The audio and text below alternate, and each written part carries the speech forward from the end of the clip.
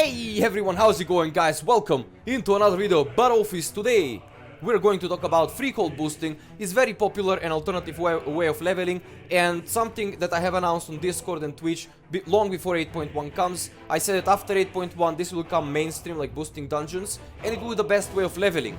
Now I know a lot of you have questions about it because it is insane. So in this video I'm going to go over all the information you need to know about this stuff. How much level it gives, how much time it takes, how much it costs, how much it earns as well if you want to boost, how to boost, and much more. Guys, stay put, let's do this.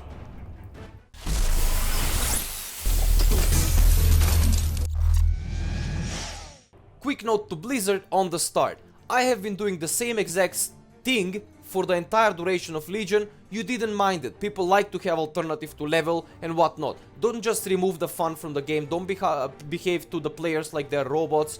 Don't behave to the players like they're just people that pay the game, like they just pay the access to the game, not to play with it, you know. Just let people have alternatives. Let them decide what they want to be removed from the game.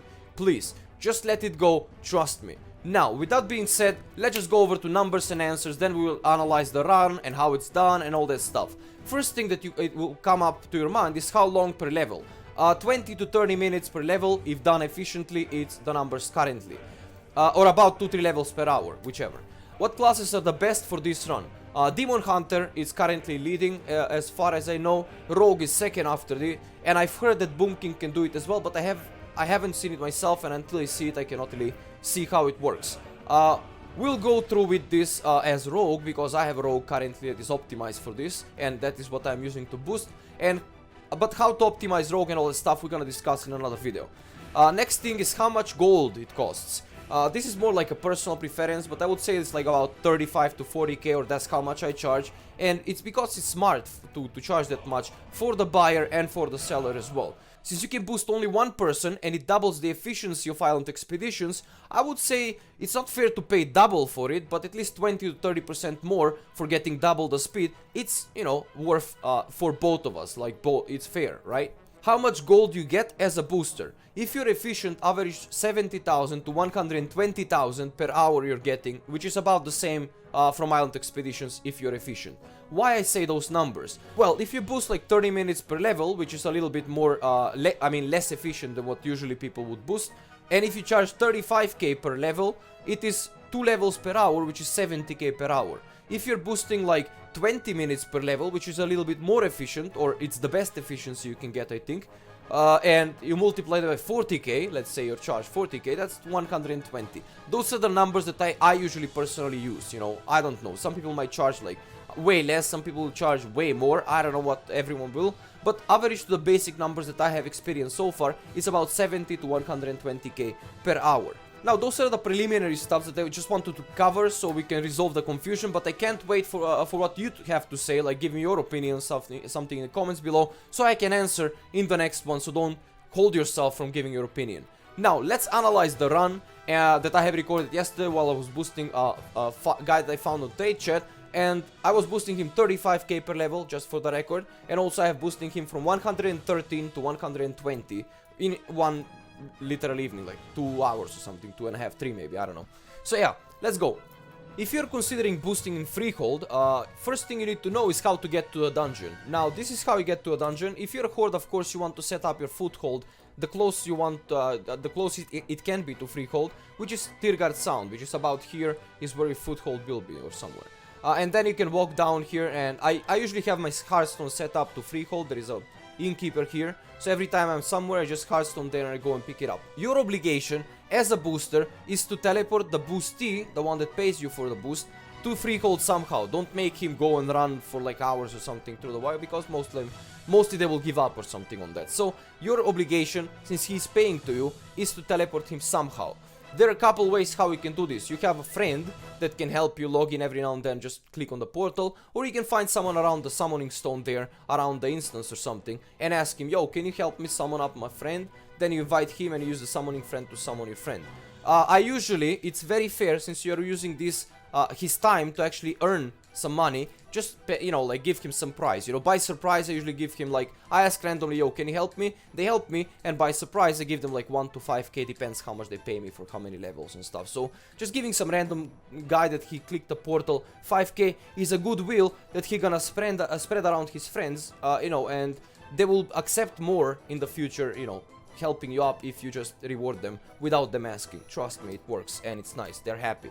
Anyway, let's move on to the run now. I'm gonna be using this run here, and this is how it begins. I usually use consumables, of course, like food, potion and elixir and stuff. I will talk about that in optimization, but this is how it starts. I pull the first part here. Wait, I probably need to like speed it up somehow. But I pull this first run here, and guys, it is not easy, you know. Some people think it's very easy to do this stuff, but it's very not, you know, like it's not easy. Even as Demon Hunter, I have seen a lot of Demon Hunters that have boosting my chars dying. I will not really mention names so that they don't feel embarrassed, but it's really normal, and you're gonna die a lot in this shit. I have been dying a lot. I've probably wasted like a lot of hours and something optimizing the route, but this is the first pull that you do here, up before the first boss, and then you try to kill them as fast as you can. Now, rogues are really viable, and demon hunters are really viable because you can pull them up together and then just stay and AoE them while you're using your defensive cooldowns. But Boomkin can also do it, I believe, by running around and slowing them down and pushing them around with Typhoon and stuff and Starfall on the ground. I see how it can actually work, but I think you will need some kind of leech, like probably like 5% or 10% leech, just so it can sustain you while you're running. In this first run, there is something very important to mention. There is a debuff that I apply. Let me just go back a little bit. There is a debuff that I apply that I have removed. You see this debuff here? I have removed now with Cloaks of Shadows, as you can see. But there was a debuff here that is green and it stacks. And that debuff makes you not being able to get healed. Not this one, but there is like a skeleton head or something. And this also from the dogs is stopping you from healing. Yep, that's the debuff. So this debuff, some of the melee guys are applying to you. And this is very scary because it removes 25% of your healing per stack. So if this stacks to 4 stacks, it 100% healing reduction. So yeah, I complete this first pull, and then I go and get the second one. So you see, you pull a lot, you loot a lot of things, man. You loot so many green items, so many loot as well, it's insane. Here I pre-pot as well. As you can see, I use Prolong Potion because it gives me a bit stamina as well as agility and everything. It lasts for 1 minute, which is like almost the same, the full duration of the run.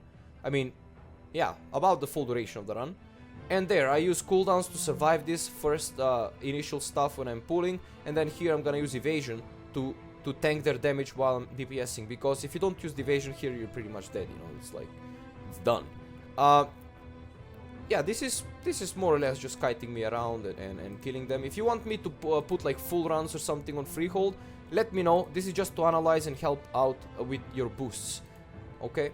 And this is how the third pull, this is 4 pulls, you know, every pull is about 1 minute, 1 minute 15 seconds or something, and then you have running between. So as long as you're doing this below 6 minutes, then you can do it, you know, call it efficient, because in 10 rounds you're gonna get locked out of the dungeon. So you have 6 minutes per run in order to achieve that 10 run lockout in 1 hour. So make sure to do it in like around 6 minutes and you should be fine. I usually do them in like 6 to 8 minutes, depends if I die or not. Sometimes I die as well, you know, if I mess up in the cooldowns, but generally I tend to not die. Out of like 7 or 8 pulls, I die once, which is still acceptable, you know, it doesn't really diminish my efficiency that much. Okay, so that's the third pull. I kite them around the pillar as you saw there, and then we have the fourth pull here.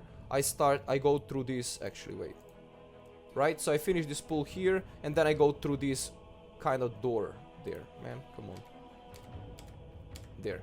So you see, I go through this door here, and I pull these couple fellas over here, and then I go over down there and go through the stairs. I will not pull those, of course. I will pull this with the throwing dagger, as you can see, sprint here, throw dagger, go here. They will pull me back 2 times. This always happens. So they will pull me once and they will pull me twice.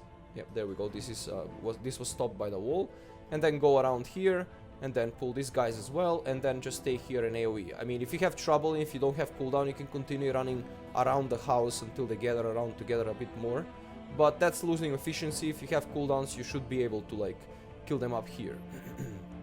Try to not pull the big guys that are having like maces and stuff, because they throw stones at you, and when these guys are like the harpoonies are pull you with their harpoons like this, and there is a stun on the on that floor, you're gonna die most likely if you get stunned. So don't get stunned. There is also a very important notes that I want to add to the second pool, actually third pool here.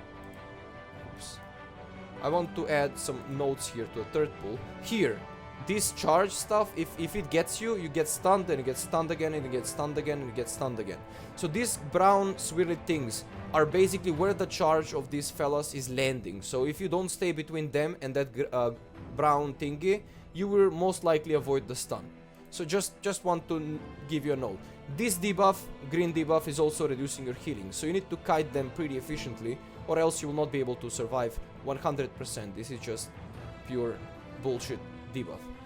So yeah, that's what I'm saying. Like, you need to have like really high damage output, and you need to have some survival.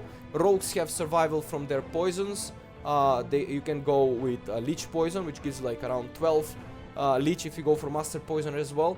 And then you have Demon Hunter has a lot of leech with their metamorphosis, so that's another thing that Demon Hunters can use. And Boomkins have their passive damage, basically Starfall, Sunfire with High Noon, a lot of damage, and then you need to have some external leech, of course, beside the one that you can put on your weapon, which is Siphoning. So that's pretty much all about the run. You know, this is how I am doing it. And then after I'm done with that pull, I just go I just go through this path basically here and go out. As you can see, this run was about 6 minutes until we go out and reset it, and everything 30 seconds will pass. So about 6 to 7 minutes is what I call for me efficient, you know, because I currently have like 230, 240 actually item level as my rogue. I improved it a little bit, but with 235 to 40 or something should work. I have, as you can see, wait, let me show you. So as you can see, I have like one low item that is giving me leech, and that is why I'm keeping it.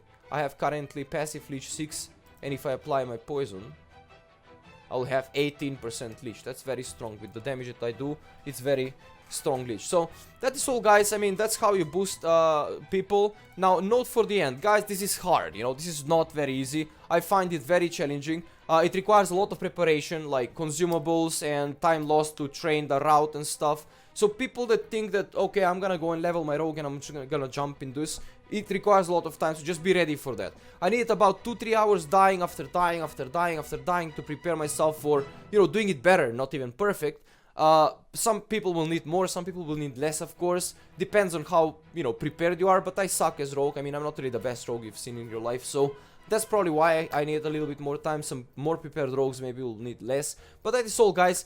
Make sure to shoot your questions below. Let me know what you think. Like the video if you think it deserves a like. And also, if you like this kind of stuff, make sure to subscribe. I have posted this stuff a lot. And also, join the Discord. Lots of things are happening there. Lots of these ideas and discussions are going on Discord directly. And also, Twitter, Twitch, and all that stuff. You can also support me on Patreon. Thank you to all the Patreon. Have been great support so far. I'm gonna keep posting stuff for Patreon as much as I can in future. And guys, thank you a lot for all the support. Love you much, no homo. And until the next one, UmrenTV, Fist, and see ya.